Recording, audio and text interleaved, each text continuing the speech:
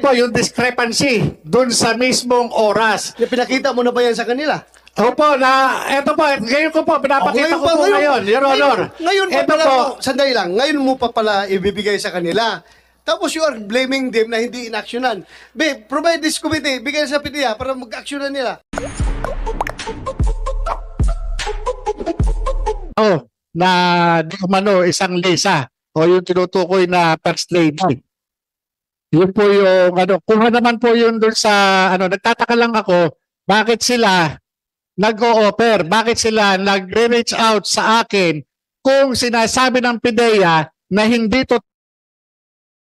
Nagtataka lang ako na sa ganyan talagang yung mga kaso na mga kinakaharap ko talagang ginagamit para sirain yung aking pagkatao. Hindi ko mo, ikaw ay nakasuhan, Your Honor, isa-isa ka ng hindi ka na dapat kapanipaniwala, Your Honor. Anyway, that's normal. That's normal. You know how sensitive this case that we are tackling right now. So you expect those kinds of hindi lang naman talaga, it's not actually to destroy your credibility, kundi just to set the record straight. Kay official records man yung mga kaso mo talaga, so kaya siguro sinait yan ng PIDEA, dahil totoo naman talaga. Ang intention maybe from your end might be a character assassination on your part, pero PIDEA is just setting the record straight na meron kang hinarap na kaso at hindi mo naman dinay. So there's no problem about that. Yung yung kinaso ng PIDEA talagang hinaharap ko po yun. Okay. Ngayon, ang tanong ko lang, Your Honor, isa pa doon sa, yung lumabas na drug test result, Your Honor. Ang inaano ko dito is yung mandato ng PIDEA, bakit hanggang ngayon walang ginagawa na investigation para at least ito mawala na doon sa isipan ng publiko nagkakaroon ng pagtatakip doon sa issue. Kasi kung titignan nyo, Your Honor, sandali lang, yung nga problema, you keep on barking about drug test result. Although medyo malayo na yan dito sa ating pinag-usapan dito about PIDEA leaks, pero yung drug test result, you're claiming, so sana, pakita ninyo yung ebidensya. Meron dito, sir, Your Honor, ito po, ito po yung drug test result na ang oras ay 2 minuto lang kinandak yung drug test. Your Honor, kung ako, kung yung isang karaniwang tao na nagtatanong, kung kaya nilang sirain ang credibility ng isang katulad ko dahil lamang doon sa mga kaso na mga harassment case, bakit itong mga ganitong lumalabas na drug test hindi pansinin ng PIDEA? Ito, Your Honor, kung mapapansin nyo, ang oras dito ay 12:15 p.m. at natapos 12:17:54 p.m. Ito po, Your Honor, nandito po. Kung makikita nyo, hindi po inaaksyonan ng PIDEA. Ang ginagawa nila... Sandali, anong magiging grounds ng PIDEA para aksyonan yan? Ito po, yung discrepancy dun sa mismong oras. Pinakita mo na ba yan sa kanila? Opo, ito po, ngayon ko po, pinapakita ko po ngayon, Your Honor. Ngayon pa pala, sandali lang, ngayon mo pa pala ibibigay sa kanila. Tapos you are blaming them na hindi inaksyonan. Provide this committee, bigay sa PIDEA para mag-aksyonan nila. Your Honor, naipalabas na po ito sa news. Ayan ang mahirap sa inyo. Post ng post sa social media, tapos i-blame natin yung mga tao na hindi kumilos, na hindi naman namin trabaho, hindi pa trabaho ng PIDEA, hindi ko trabaho na mag-monitor sa mga pinupost ng kung sinong magpo-post dyan. So you provide the evidence para we can work on it. Ganon dapat. Di ba? Yes, Your Honor. Ito, sir, Your Honor, related ito dun sa confidential information na lumabas. Kung yung confidential information, hindi nga nila inintindi. Hindi nila inintindi, Your Honor. Ito pa na nagdudumilat na drug test result na ito talagang hayagan na talagang nanatala. Kaninong drug test result yan? Kaninong drug test result? Kay kay President Bongbong Marcos nung siya po ay kandidato pa. Kailan niyang ginawa? Nandiyan po yung pecha, Your Honor. Doon sa... So ngayon, tinatanong mo, Tinatanong ko, Your Honor, kung bakit hindi naipatawag ng PIDEA yung drug testing facility na nag-conduct ng drug test na yan. bakit ipatawag ng PDEA? Meron po silang authority, Your Honor. Kaya nga, bakit na ipatawag? Kasama Bakit po na ipatawag? sa mandato ng PIDEA. Sandali lang, tanong, Your Honor. sagot ka. Bakit nila ipatawag? Yes, sir? Bakit nila ipatawag? Mandato po nila yun sa 9165, sa Comprehensive Alam Business alam ba License. nila kung anong dapat nilang tanungin? Yes, Your Honor. Alam, kung talagang inaalam lamang po nila. Hindi, sandali lang. Alam ba nila?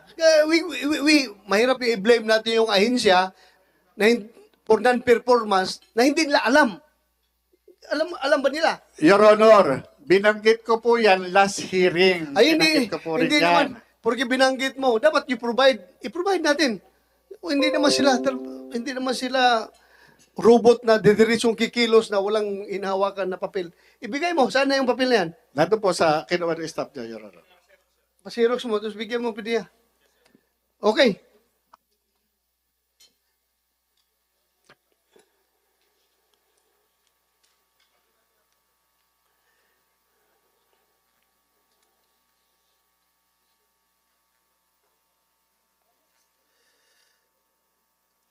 NSA. Sorry, you're eating. Sorry.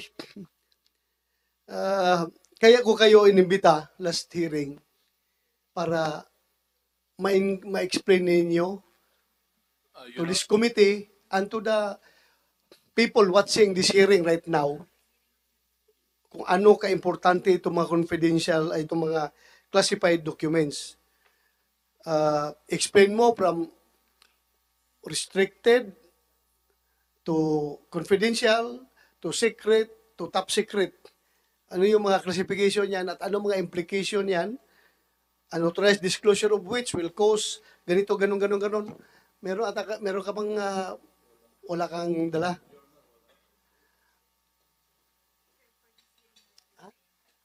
Oh, if hindi ka prepared, I will not put you on the spot. You can prepare for that next hearing. Explain mo. Kasi nagtatanong ang taong bayan, gaano ba ka-importante ito? Bakit kinakandak ang hearing? Bakit si chairman ng Public Order and Dangerous Drugs ay nagkandak ng hearing para dito? Malaman ng taong bayan na nagmumonitor ngayon kung gaano ka-importante ang mga papilis na yan. Bakit pangangalagaan ng gusto? Bakit security classified yung documents na yan? At ano yung mga implications, yung mga unauthorized disclosure nito? At ang pwedeng kakaharapin ng mga administrative or criminal case ng mga tao na unauthorized disclosure of these classified documents. So please prepare in the next hearing. Thank you, Mr. Sorry, kumakain ka na disturbo ko yung kain mo. Thank you. Yung yung sinasabi mo na 2 minutes na Drug test, Your drug Honor. test, that forms part for another investigation, ha? Ikuha natin yung PDEA na magtanong doon sa yung drug testing facility na yan. You want to say something? Go ahead. Your Honor, can I just say something regarding the drug test? The agency in charge of monitoring and regulating drug testing centers is not the PIDEA. It is the Department of Health. And I also checked with our laboratory service, kapag 2 minutes lang daw po yung lumabas yung results, it means negative. So hindi na kailangan ng confirmatory test. So talagang 2 minutes lang kailangan. Yun po ang sabi ng laboratory service namin. I just checked now. 2 minutes lang, labas ka ng result. Sir, kapag 2 minutes, wala pang wala nakita. pang lumalabas, negative na yan. O wala pang reactions, negative na yan. So there is no more need for any confirmatory test. Okay. 2 minutes. Your Honor, mas maganda mismo yung chemist mismo ang magsabi. Hindi lang po yung sabi lang. Para at least malinawan po, Your Honor. Hindi, yung kausap mo is, sir? Kausap mo is chemist? Yes, with our laboratory service, Your Honor. Pangalan? No, he was formerly with the compliance service, part of his job. Director Carion, Your Honor. Director? Carion. Carion? Yes, Your Honor. Si... Derek. Si Derek? Yes, Your Honor. Nandito ba? No, sir, he's in the office. We are communicating with him. Please, let him explain next hearing. Yes, sir. Matapos na yung mga issue na yan. Of course, sir, we I-explain would niya. like, we haven't seen the report yet. We would like to know who conducted the drug test. I'm not Sino sure. ano sana yung papel ko, Kumsek? Your Honor, si Director Carion, di naman siya chemist, Your Honor. Your kids will benefit from interactive learning more effectively than any other method. How? Try Adapted Mind, the Monster Math Academy. It's an interactive learning game that adapts and challenges your child's pre-K through 8th grade math skills. They get to custom.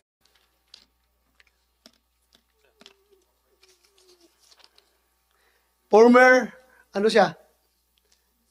Carion is not a chemist. No, Your Honor. He was, I think he was laboratory service, director of laboratory service before. Right now, he is my chief of staff and concurrent chief of the Public Information Office, Your Honor. So anybody can explain under him yung mga chemist. Your Honor, it is DOH who conducted the drug test. It's not... DOH. DOH pala ito eh. Your Honor, Hindi ito private na ako. Your Honor, St. Luke's. St. Luke's Medical Center, Global City, Your Honor. Kaya nga, pero under the Department of Health sila. Accredited. Accredited, Your Honor, yung mga Accredited. drug testing facility, Your Honor.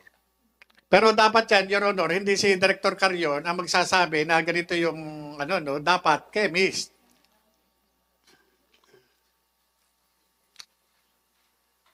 Din niya.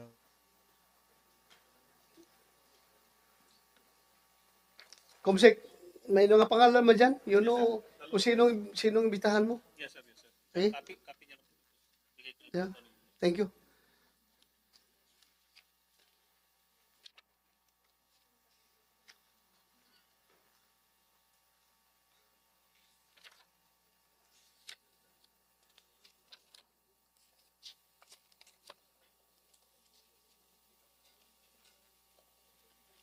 Your Honor, gusto ko lang sana ituloy sana yung ko kanina, Your Honor, yung tinanong niyo ako doon pinatawag ako doon sa Malacanang noong July.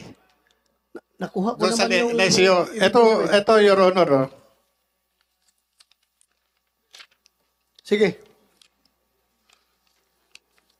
Matapos ko ilantad sa publiko ang mga nangyayaring katiwalian sa PIDEA, nagulat na lamang ako na ipinatawag ako ni Police Director Felizardo Serapio sa Malacanang as per instruction daw po ni Executive Secretary Paquito Ochoa at pinagdala ng mga dokumento na may kaugnayan sa mga natuloy, hindi natuloy at mga ongoing anti-illegal drugs operation ng aming opisina.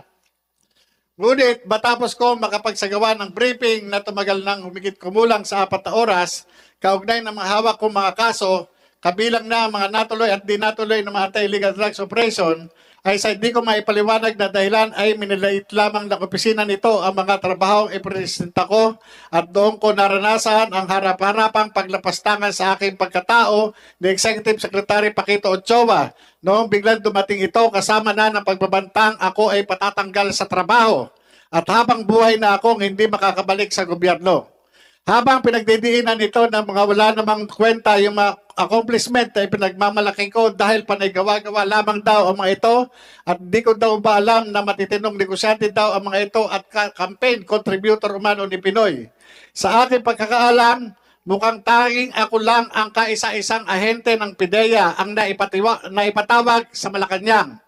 Nagtataka din ako noong pangapanahong iyon kung hindi ang mismong director ng aming opisina o mismong PIDEA Director General ang kanya pinatawag, kundi ako at ang nag-iisang ako. Hindi ko maintindihan kung bakit tila masyadong napakalaking problema ako sa kanila at tila masyado po ako napag-iinitan sa pamagitan ng mga pinuno ng PIDEA. At sa katunayan, Kahit wala na po ako sa naturang ahensya ay nagawa pa ng mga ito na ako ay taniman ng samut-saring kaso na sobrang naglukmok sa akin at sa aking pamilya.